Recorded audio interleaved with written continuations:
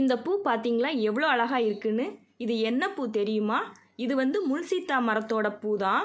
நம்ம வீட்டில் இது 2 மரம் இருக்குங்க. இப்போ சீசனுங்கிறதுனால நிறைய பூ வந்திருக்குங்க. முல்சீத்தா பழம் இப்படி தாங்க இருக்கும். இந்த முல்சீத்தா பழத்தில் நிறைய பெனிஃபிட்ஸ் இருக்குங்க. கிட்டத்தட்ட 12 வகையான புற்றுநோய்களை குணப்படுத்தும் வல்லமை இந்த முல்சீத்தா பழத்துக்கு இருக்குங்க.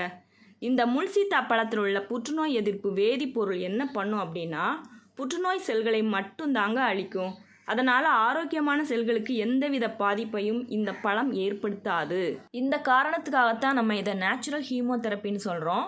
2வது இது என்ன பண்ணுன்னா, இரத்த வெள்ளை அணுக்களின் உற்பத்தியை அதிகரித்து நாட்பட்ட நோய்கள் மற்றும் நோய் தொற்றுகளில் இருந்து நம்ம உடம்பை பாதுகாக்குது.